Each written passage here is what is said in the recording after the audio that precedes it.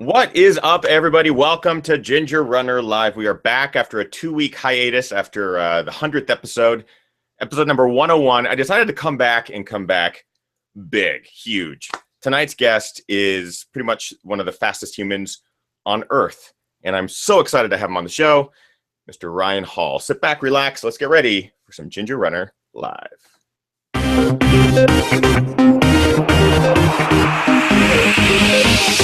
Ginger Runner.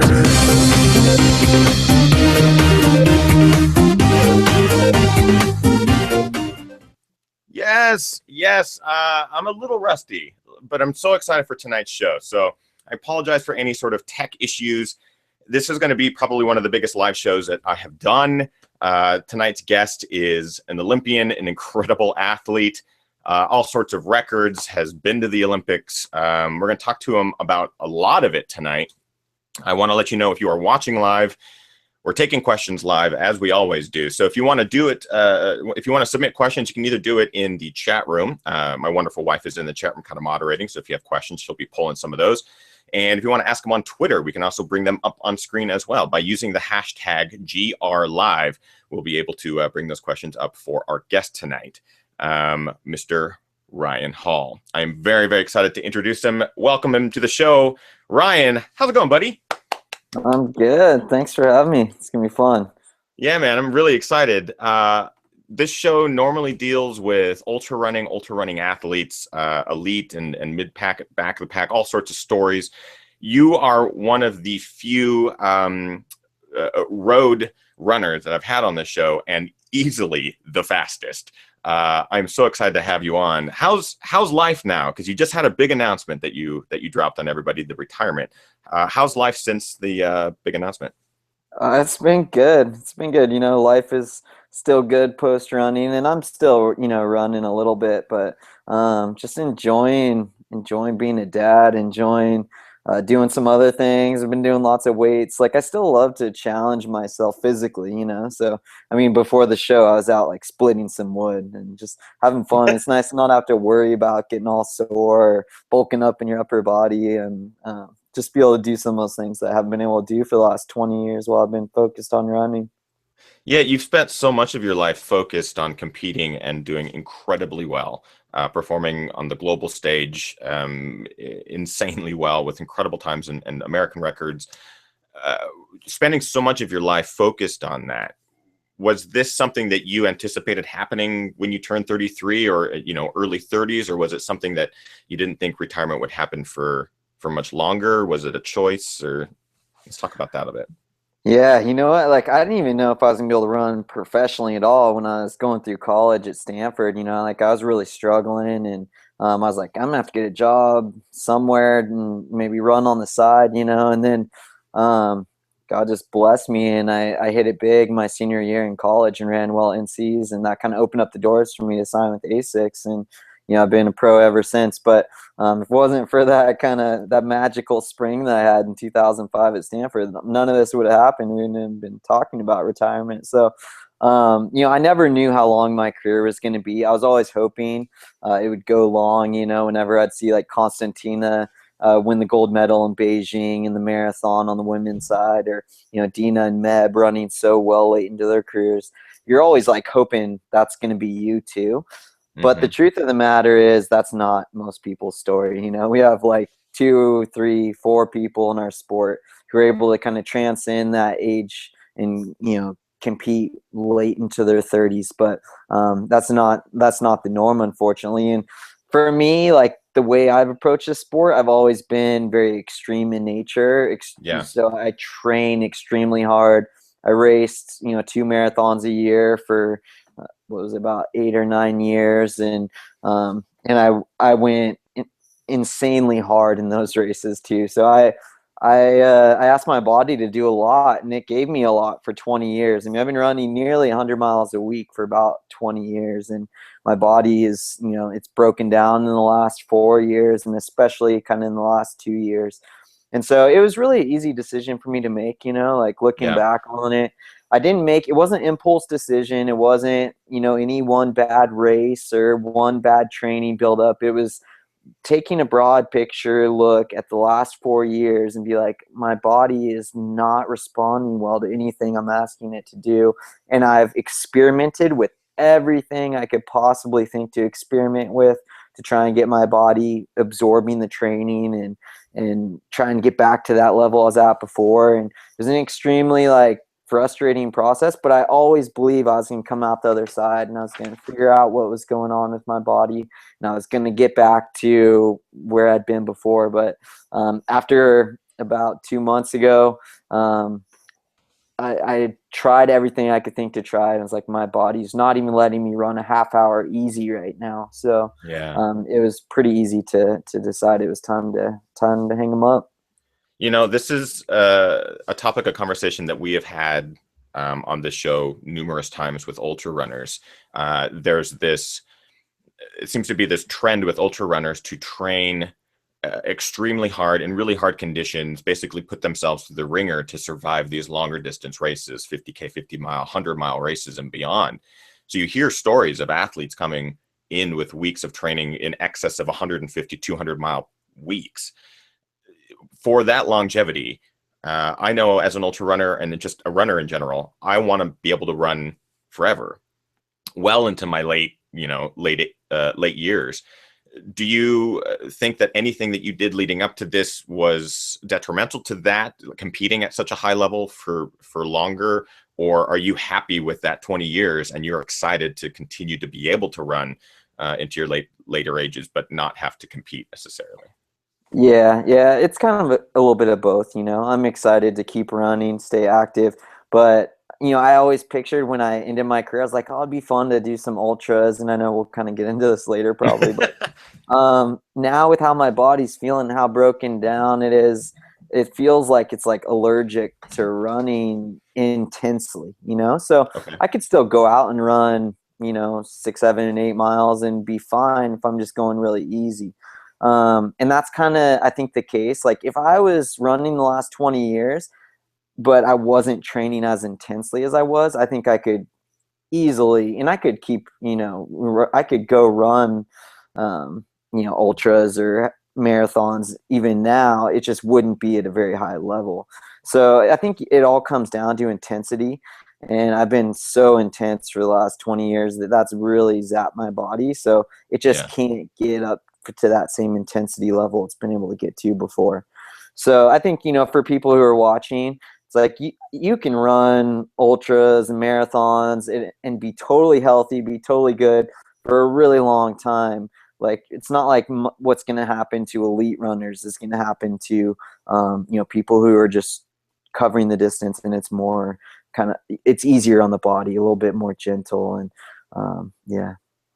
I think people are talking in the chat room that your easy is still probably anybody's extremely hard or extremely fast pace, which I think is very true. But would you have any advice? I feel like we're going to have a lot of people watching this that are young athletes, high school cross country, college cross country, competing or ready to compete or wanting to compete at a really high level once they leave school. Do you have any advice for the young runners who may want to follow Ryan Hall's path? Yeah, kind of something my dad told me, and this is what you're talking about with the easy days. He's like, make your hard days hard and your easy days easy.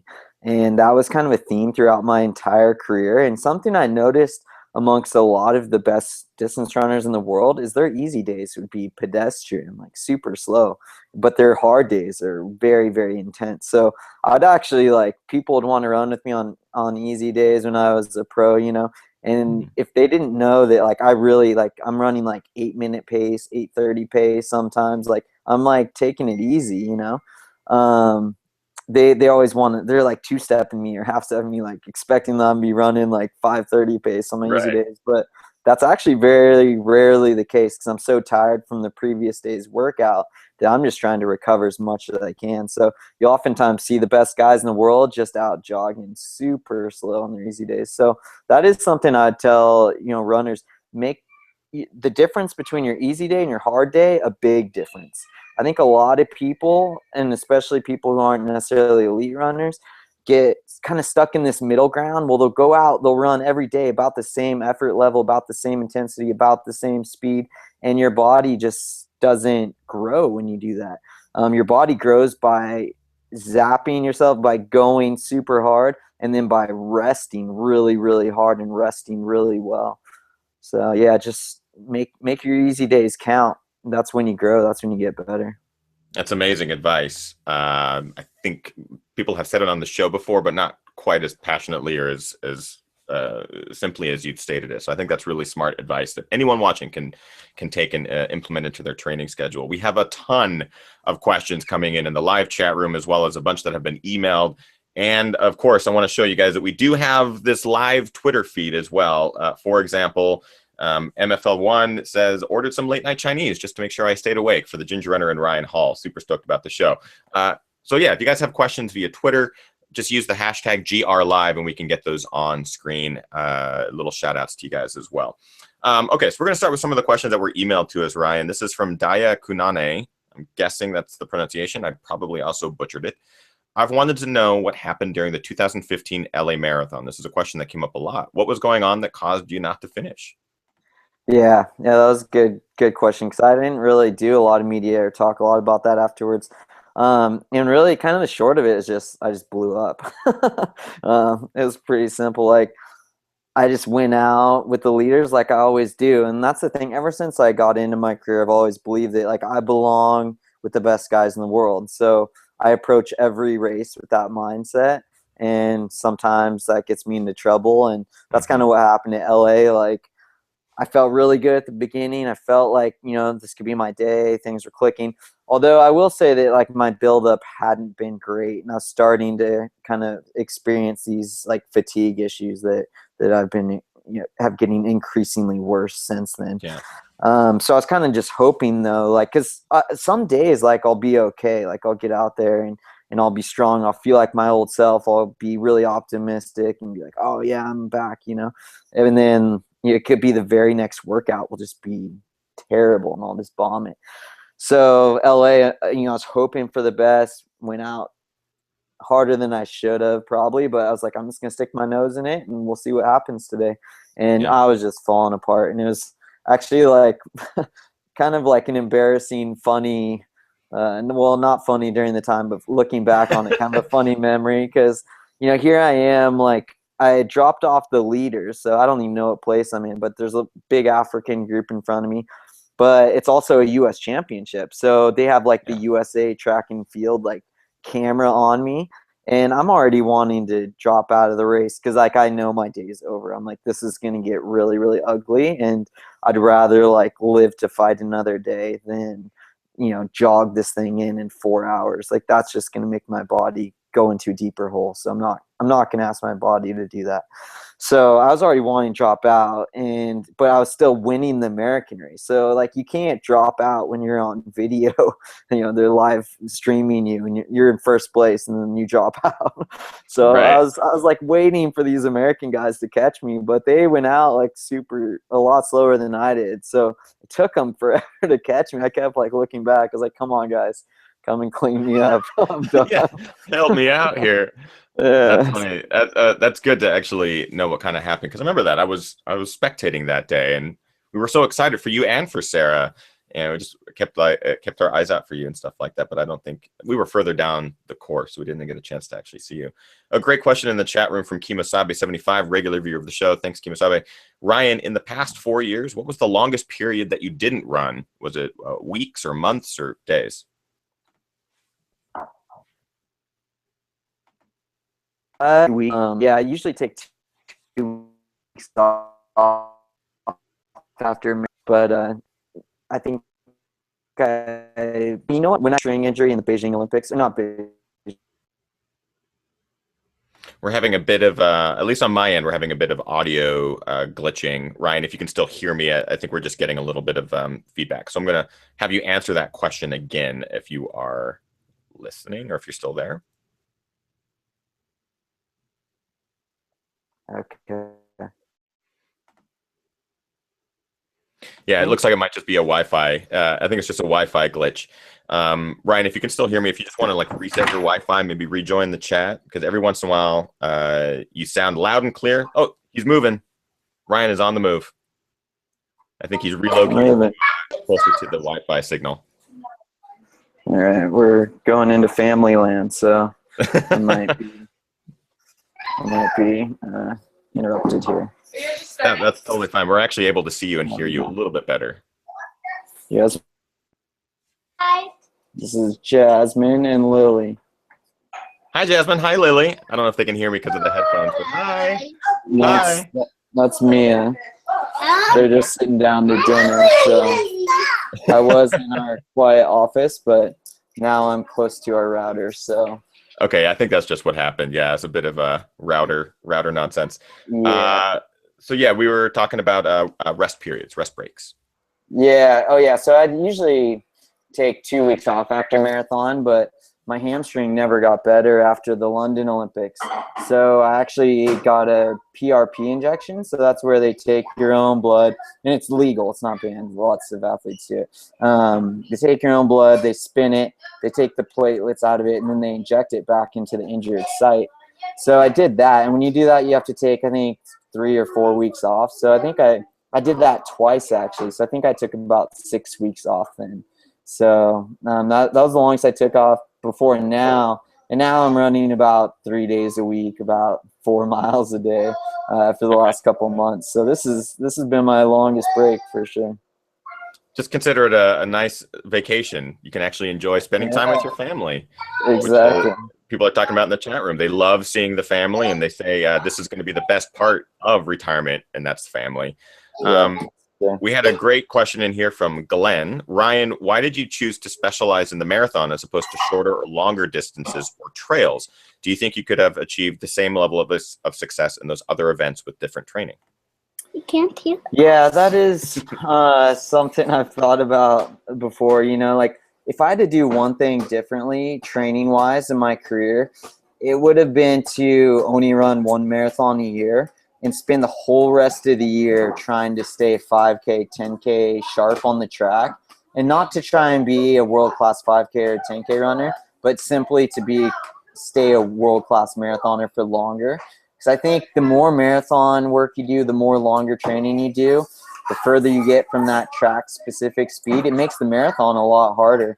But at the same time, it takes a long time to develop that part of training. So I wish that I'd spent more time doing that. But the thing is, like, I just love the marathon so much. I was like, I can't pass up 1 marathon a year. Like, I was addicted, you know. I needed someone to just slap me in the face and be like, 1 marathon a year, that's it, you're done, you know. Like, I think that might have added some longevity to my career and allowed me to compete at a higher level.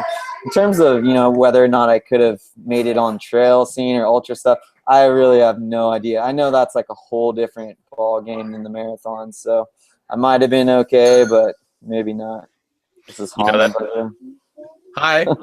I don't like, the thing is no one can hear us, but the whole audience is loving the family. Hi. Getting to meet everyone. Hi. They like videos and pictures a lot. So. It was inevitably going to come up during the course of this show. I've been asked a number of times to ask you, ultras, is it something that is even on your radar as you take time in retirement to focus on other things? Do you think down the road that you might extend that distance and look into ultra? Yeah, well, first of all, you know, you got to give me grace to change my mind, because I do change my mind quite a bit. But just how I went out, you know, like with my body feeling so fatigued that I couldn't even run a half hour easy in the forest. And like I said, I'm already through that. I'm already, you know, back running half hour, feeling good, having fun doing that. But I can't picture doing an ultra.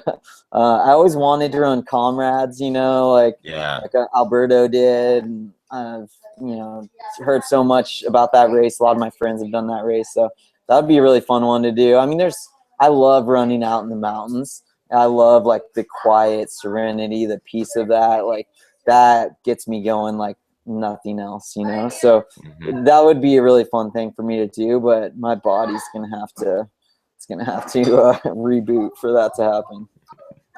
And while kind of on the topic of retirement, what is the next step then for you? Are you going to move into the broadcasting side of things and be more of an on-camera personality, or are you going to follow the Olympic trials coming up in a week? What's kind of the plan now that the competition side of things is kind of done? Yeah, that's a good question, you know, and kind of my approach is the same as when I got into the sport, was just to do one thing really well, stay focused on one thing and be great at it. That's how I got so good at running. Like I was playing baseball, basketball, and football. I dropped all of that and just exclusively focused on running. I think that's kind of a lost art in our society today. We have so much going on, so many distractions, so many hobbies, so many things people get involved in. It's very hard to choose one thing and be great at it. But I kind of like the philosophy of the samurai, you know, they do one thing and they do it well and they do it beautifully.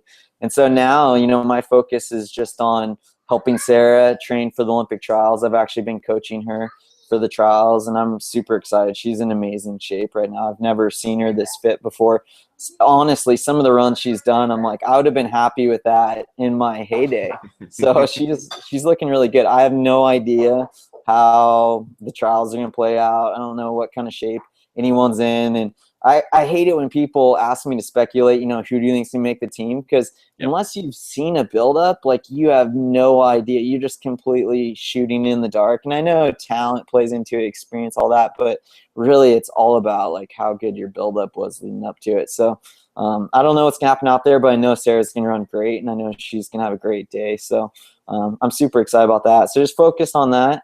And starting small in kind of the coaching realm, starting with one person, with my wife, the person closest to me, and then kind of branching out from there. I don't know what that's going to look like, if that's going to mean getting into kind of like online distance coaching or coaching, you know, for a race like the LA Marathon, New York City Marathon, or something like that.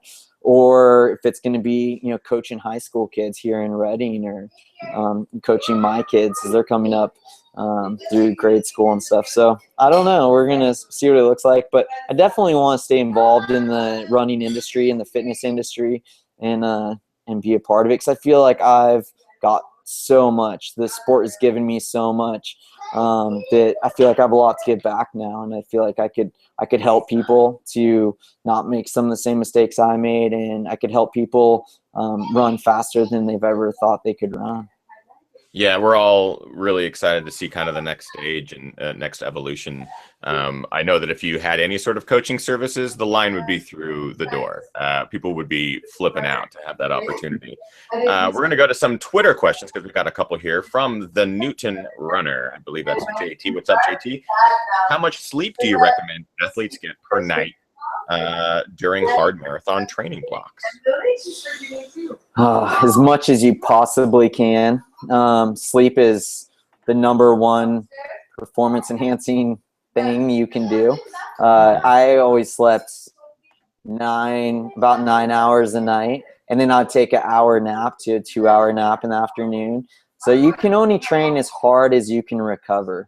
So like, that's the luxury of being a pro athlete, is I didn't have a job to go to in the middle of the day, so I could have lunch and then just conk out for a couple hours. And I know not everyone has that, but even like now, you know, being a dad, my schedule, I'm in bed usually like 8:30. It's like, I don't put the kids to bed and then try and get stuff done while they're asleep. It's like, when they're sleeping, I'm sleeping, because when they're up, I'm up, you know? So, and I've been getting up. I've been like getting really into weights. So I've been getting up at like 5 a.m. every morning and doing my weights down in the garage, and I'll be upstairs ready for the day at 6:30, making pancakes for the kids, getting them off to school, and have the whole day to just focus on being a dad or doing whatever I need to do for the day. So I really like getting up early and just getting after it. But that means I got to go to bed super early, because I know sleep is so important. It's the most important thing you can do to help you recover. We have a number of questions here going for gear. I know that you're an ASICS-sponsored athlete. Do you have a favorite ASICS shoe, or a favorite current go-to runner, or even now that you're doing weights and stuff, a cross-trainer shoe that you're using? Yeah, I do. You know, kind of my racing shoe, my baby, I like to call it, was the Hyperspeed. When that shoe was first coming out back in 2007, I wore it for the first time in Houston when I set the American record in the half marathon, and I just always loved that shoe. And so I've stuck with that throughout the years as it's progressed, and I don't know how many versions of the Hyperspeed they've had now, but I still have a whole bunch of them.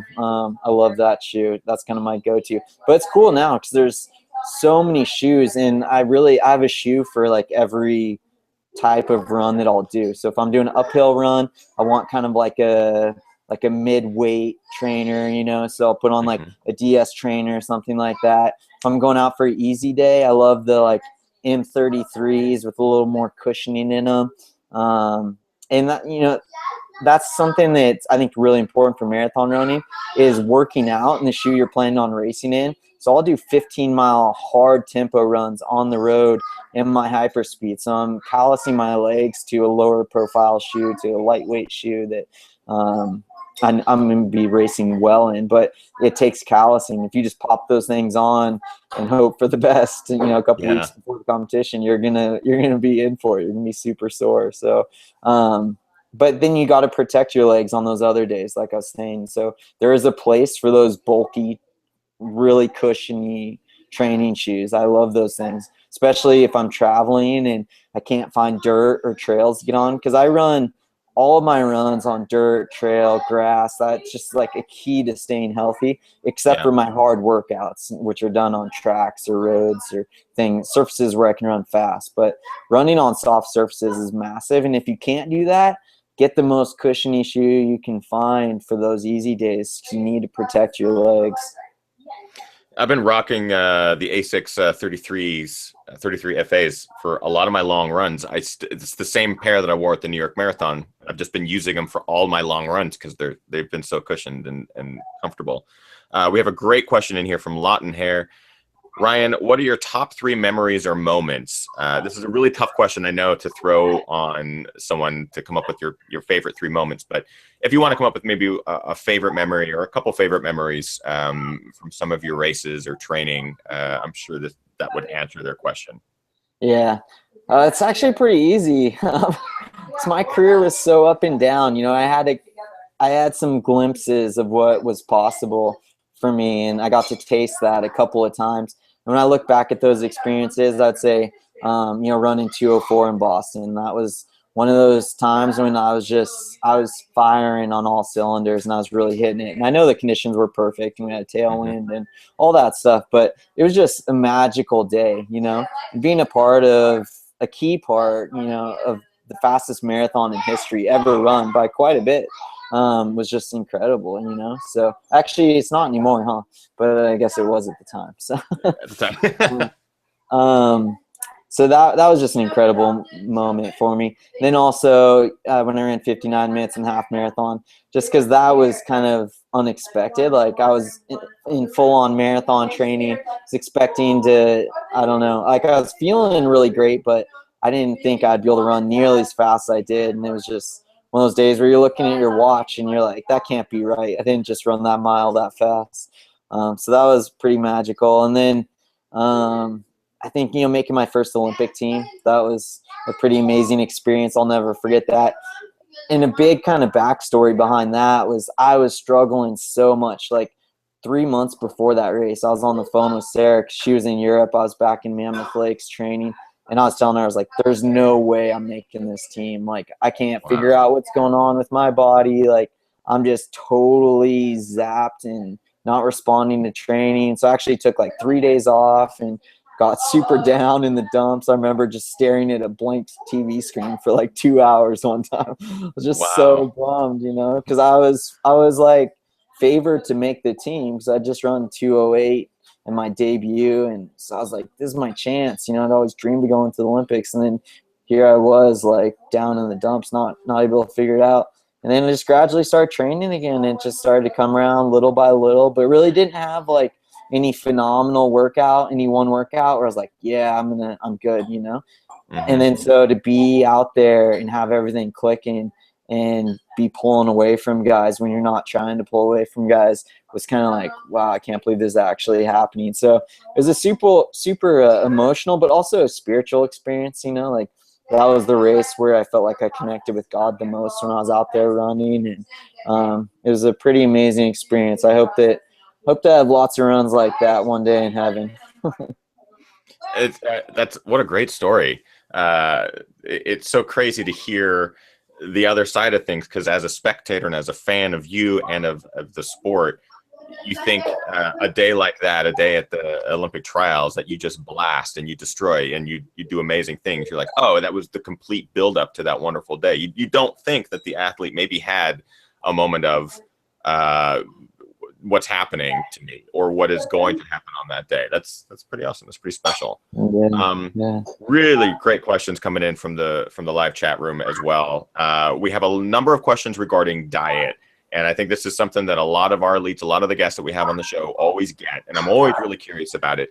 Do you have any specific diet that you abide by? Any diet tips? Has that changed since retiring and now that you have a little bit more free time with your family? Yeah. Kind of my basic kind of rule that I live by my entire career, and even still today, is just like eat as close to how God made it as possible.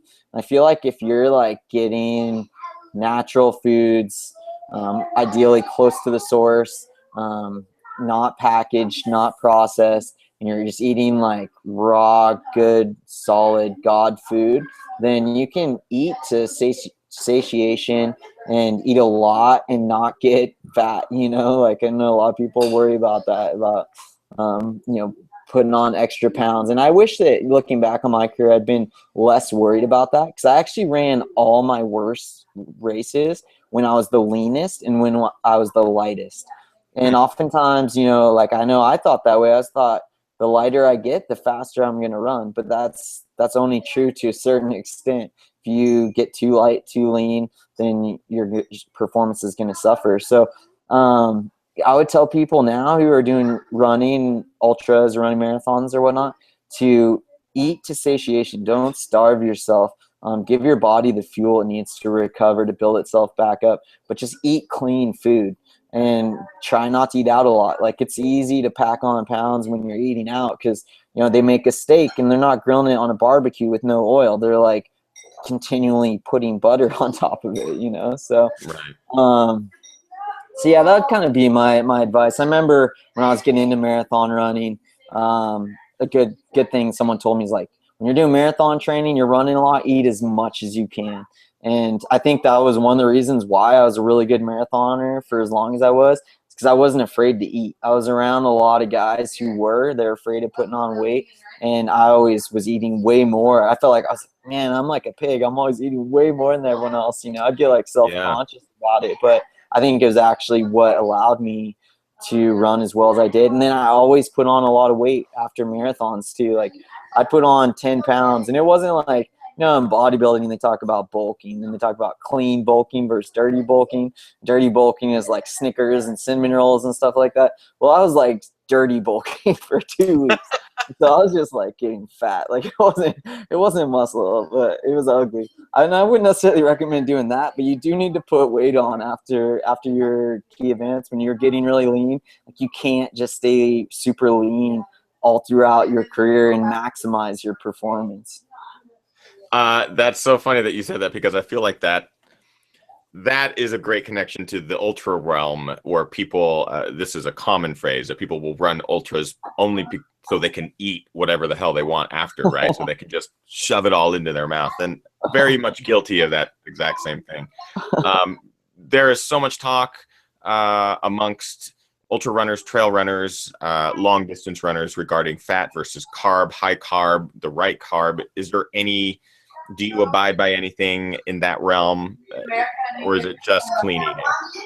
Yeah, there is a little bit of like wiggle room in there for me. So like, for example, right after I work out, it's just simple carbs. You know, that's the only time you'll see me eat sugar is right after a workout. I'll be eating gummy bears or ice cream, you know, like optimally like a low fat ice cream, because you want something to get in your system quick, and fat makes you absorb things slower. So So that's the only time I'll be eating simple carbs. Other than that, I'm eating slow burning carbs, and I eat a lot of carbs. And even like now still, like I think carbs are important. I've tried going on a high fat, like no carb diet, like almost in ketosis, stuff like that. And I felt terrible off that. And I know that you gotta take time to adjust or whatever. I couldn't get through like the adjustment period. I was like, this is terrible. And I was running really bad when I tried that. That was one of the things I played with, just did not work for me at all. So I know everybody is different,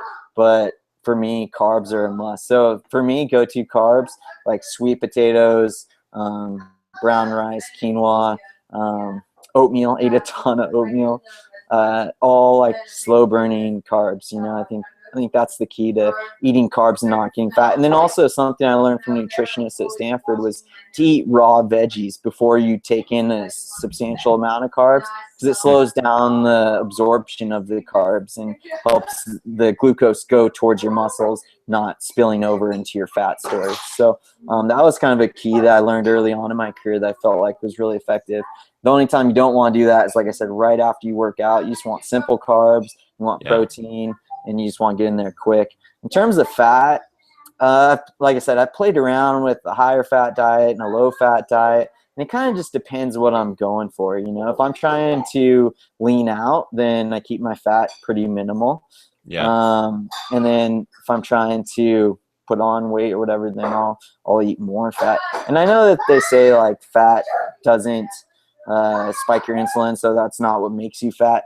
But to me, like there is something, it's not just about the type of calories you take in. There is something about the overall caloric load, you know? And so if you're eating a lot of fat, then you're just gonna be taking in a lot more calories, and some of that is gonna go towards fat. So that's just kind of how I monitored it throughout my career. But really, I would just tell people, just listen to your body.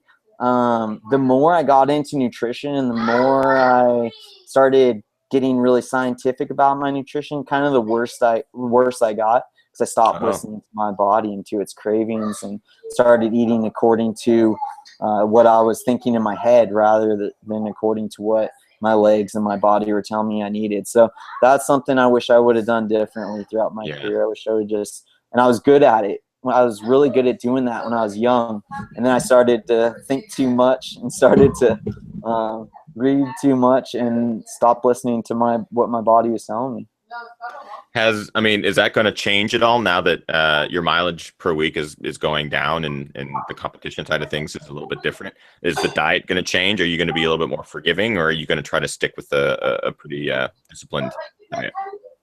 You know what? I'm playing around with weightlifting right now. So right now I'm eating like super high protein and taking in a ton of calories, and it's been really interesting because it's all been really clean though. Like I haven't been doing any of the dirty bulking, but I've been eating a ton, like way more than when I was running. And I've put on like a lot of weight, but a lot of it's not all muscle, but a lot of it has been muscle, you know? So I think I've kind of realized through that is like, man, I was way under fueling when I was running. And I think that's a massive problem in our sport. I think guys are constantly obsessed with getting leaner and smaller, and they look at pictures of the African guys. I know I did, and I was like, I got to have calves the size of toothpicks if I'm gonna run fast. But like I said, I ran my worst races when I was the smallest and leanest. So now I'm killing a lot of Alaska seafood, lots of salmon, lots of protein, lots of beef, and just eating like 6 or 7 meals a day.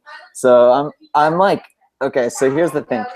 Ever since I started running when I was 13, I was 100 pounds and 5 foot tall, just tiny, right? Yeah. And every time I'm around like a big, strong person, I'm like, I wonder what that feels like to be big and strong. Because I've never experienced that. Like, I didn't even get through puberty before I started running, so I've never like fully developed, you know? So I'm like, that's what I'm gonna do. I'm gonna keep running. I'm gonna marry running with weightlifting. I'm gonna see how big and strong I can get. And it's been so fun because I've been so weak and my muscles are all so small. Then when I started lifting, it's like my body changed like instantly because I had no muscle at all. So I was just growing like insane for the first month or so. And it's since slowed down a little bit, but it's been fun for me to like, wow, I actually have like pecs and biceps and lats. I was like, I've never seen my lats before. That's funny because I look at you and I'm like, I wonder what it's like to be lean and so fast. 'Cause, yeah, it's the whole opposite end of the spectrum. So we both have those things that we really want. We have another great question in here that this has been asked a number of times as well, and something I'm super curious about. Do you think that we are going to be able to break, I say we, in reality, do you think a human is going to be able to break the 2-hour marathon within our lifetime? Here's the thing. I think it could be done right now if it was on a treadmill. If it's on a treadmill, it'd be flat.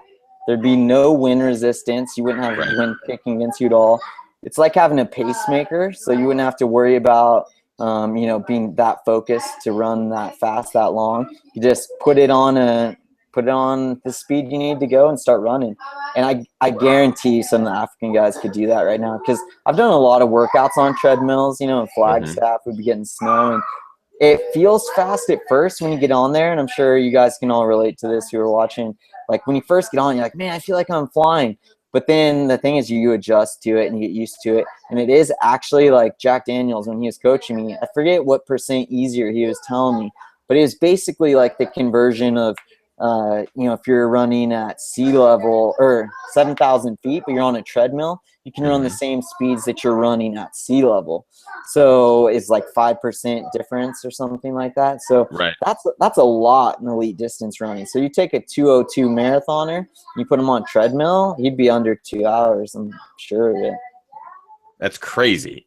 Do you think it'll happen? I mean, I guess I knew this just from reading and studying and stuff like that, just how much environmental elements can really contribute to a marathon time being so specific. I mean, especially for guys of your caliber, of your speed and stuff like that. Is it really going to play that huge of a role in something like this, like breaking the 2-hour marathon, where a breeze or anything like that can really come into play?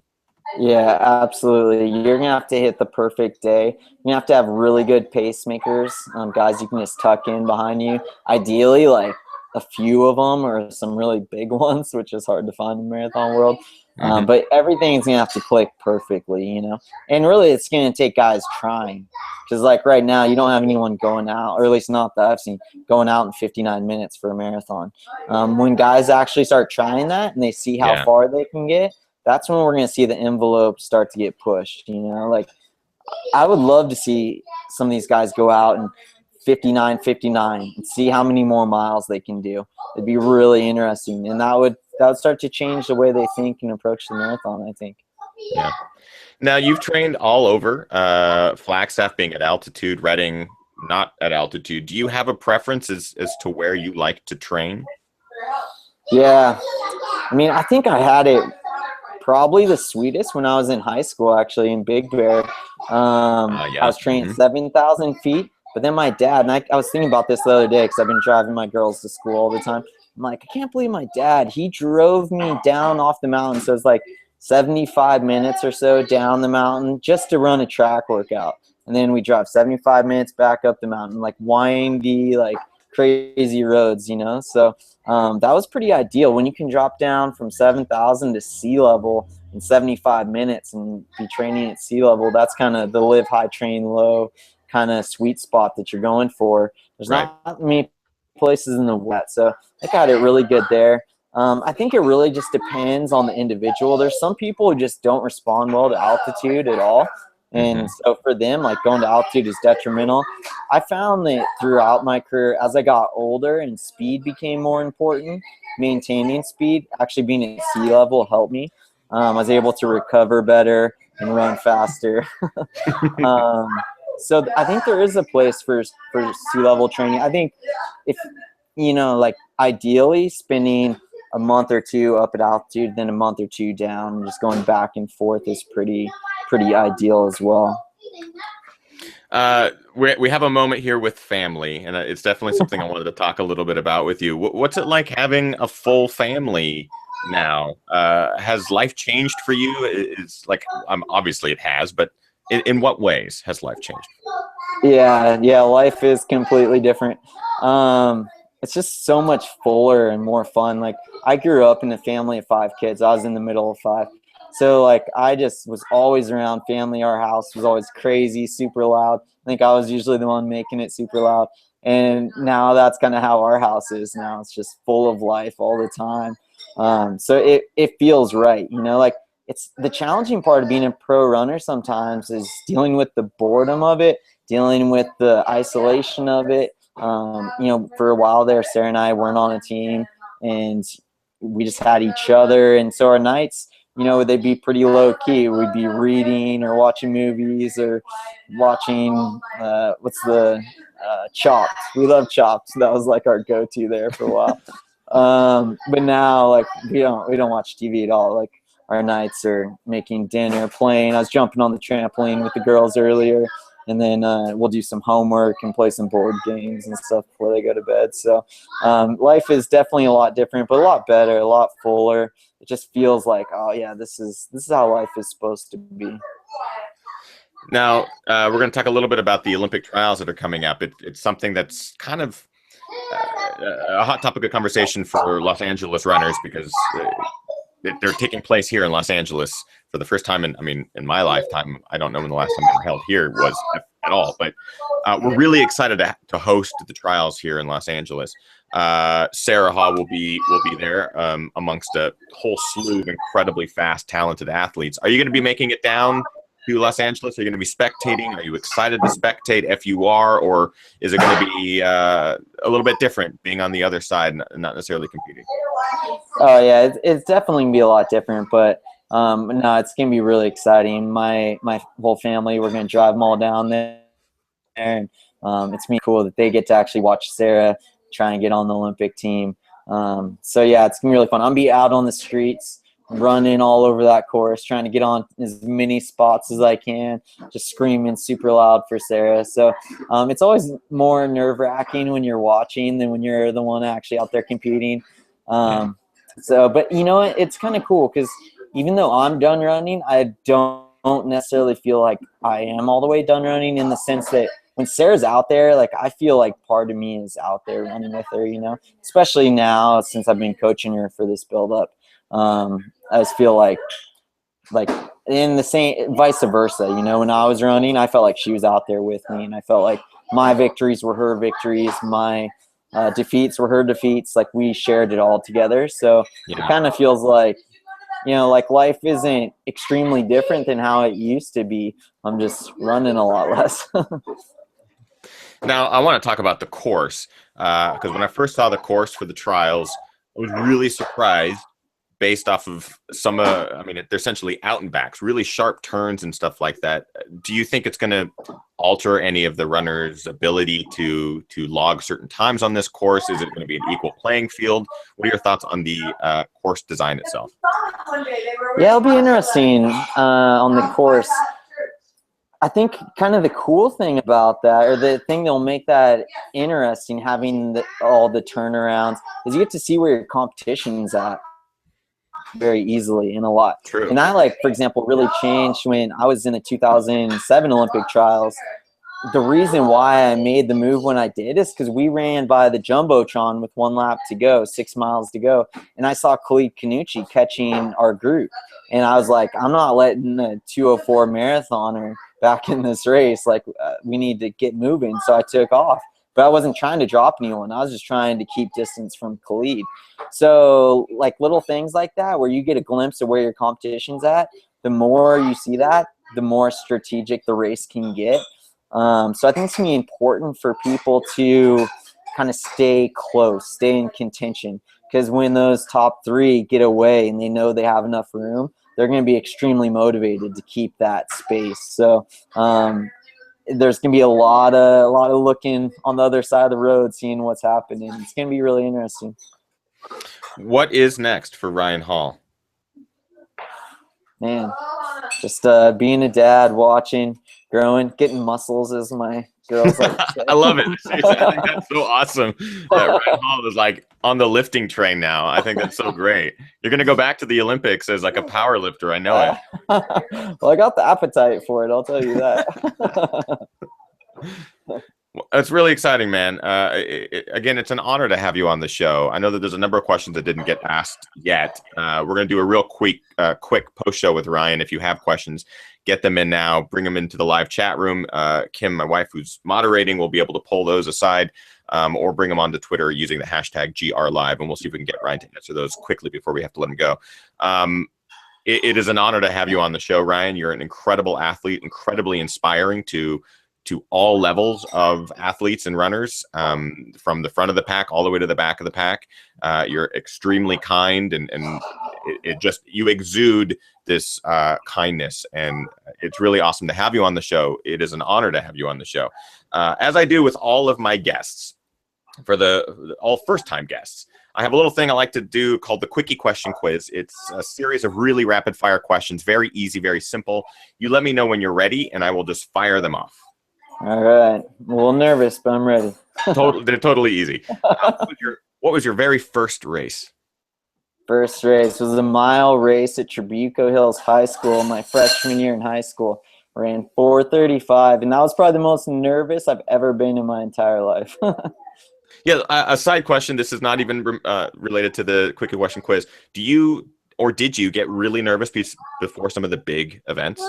The funny thing is, my dad always told me, he's like, whenever you're nervous, just remember there's 1 million people in China that have no idea what you're doing right now.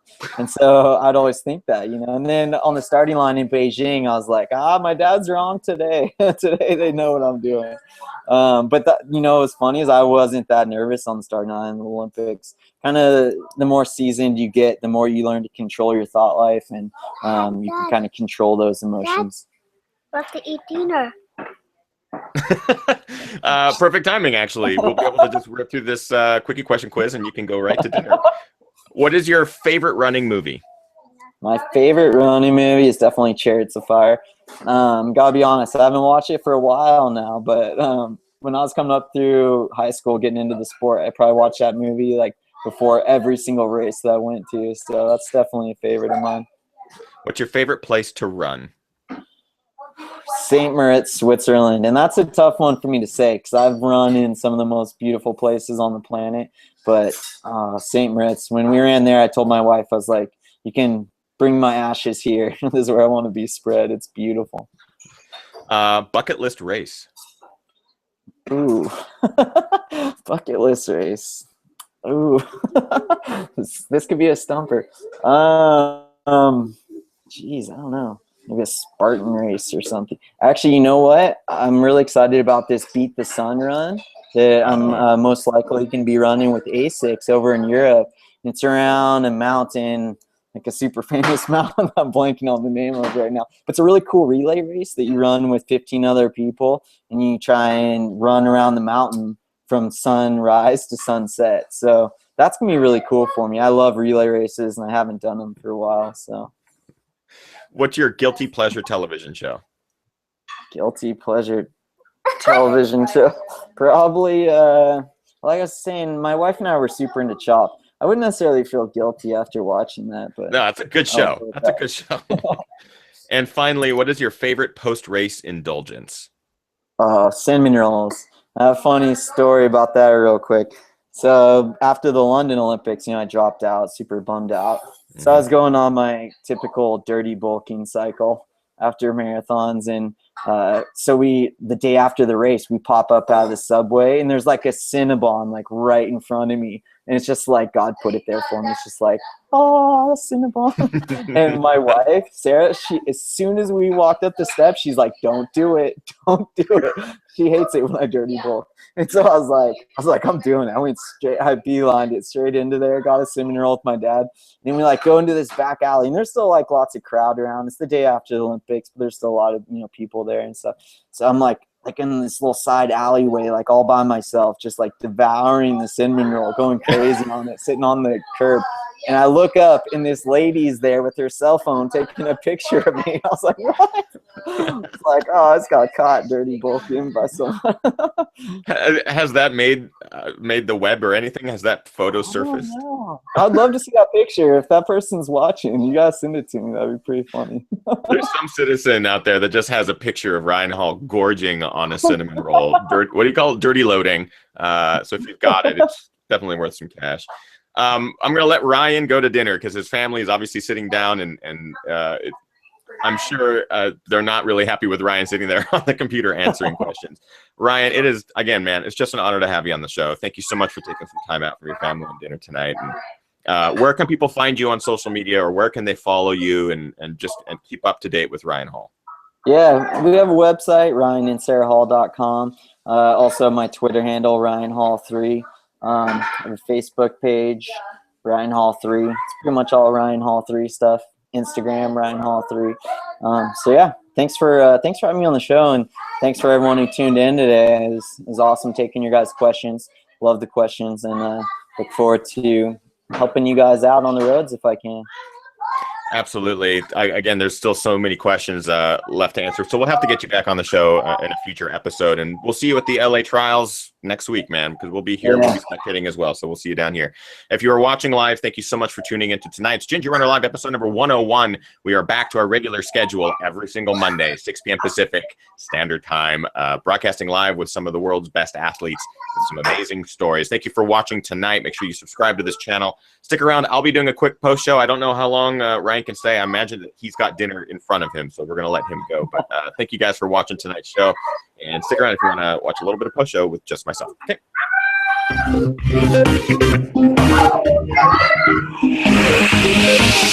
Ginger Runner.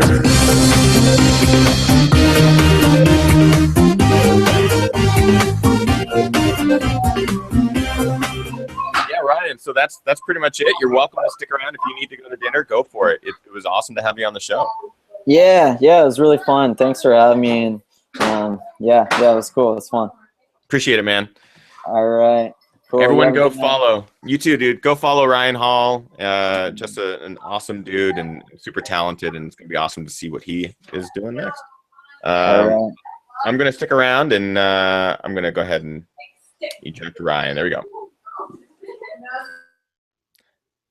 Thank you guys for watching tonight's show. That was awesome to have him on. There was a question in the chat room of how we even got him on the show tonight. And that was, it was through ASICS. I ran the New York Marathon this last year through their ambassador program, through their blogger program, and met Ryan in New York before the New York Marathon. And you know, you fangirl out when you meet someone like him. You're sitting down for dinner, and literally next to you is Ryan Hall and Sarah Hall, and even Josh Cox, like some of the best runners on the planet. You can't help but just want to ask questions, but you don't want to be that guy. So we got to talking. We talked about a lot of like gear stuff. He's really into cameras and camera gear and all sorts of things like that. And one thing led to another, and I was just like, we got to get him on the show. And so ASICS hooked it up today. So big shout out to them for making it. And it was awesome to have him on the show. I hope you guys enjoyed it. We're not going to do too long of a post show tonight, just because that was awesome, and there was a lot of knowledge dropped by the man himself, literally one of the fastest humans on the planet. It's hard for me to like relate to that speed. It just doesn't exist in my world at all. It's just incredible to hear him talk about his easy pace, and his easy pace is, again, I don't know specifically what it is, but I imagine it's incredibly fast for someone like me. But it was really cool to have him on the show, and he's a really nice dude. So if you guys have questions for him or anything like that, you can shout him out on Twitter or on his Facebook page. He usually gets back to that kind of thing. We'll also get him on the show in the future as well. So that's it for tonight's show. I'm so excited to be back. Ginger Runner Live is back. The hiatus was nice. It was nice to be able to get away for 2 weeks. Many of you may not be familiar with Ginger Runner Live. Maybe this is your first time watching it. Welcome. I'm really happy that you guys could join us tonight. It's a live weekly show every single Monday at 6 p.m. Pacific, where we bring on all sorts of runners with stories, elites, mid-packers, back of the packers. We're going to be doing a lot of new things in the new season here. And everyone seems to have one thing in common, and that's stories, really great stories. And that's kind of what I want to focus on in future episodes. So yeah, stick around for those of you who are new, watch these episodes every single Monday. Come back, subscribe to the channel. We've got 100 episodes you can go back and watch now. A lot of them cater to ultra runners, but a lot of the advice that ultra runners give can easily work across the realm of distance. So whether you're a 5K runner or you haven't even run a 5K yet, or maybe you're looking to run your first marathon or your 100th marathon, there's lots of advice out there, or even your first ultra. You can go back and search through all these old episodes and find tons of information. That was awesome. I still can't get over how awesome that was. Ryan is just a rad dude. So that's it. We're going to call it a night for tonight's episode. I'm so happy to be back. We'll see you guys next Monday at 6 p.m. Pacific Standard Time. Thank you for watching Ginger Runner Live tonight. That's it. Bye.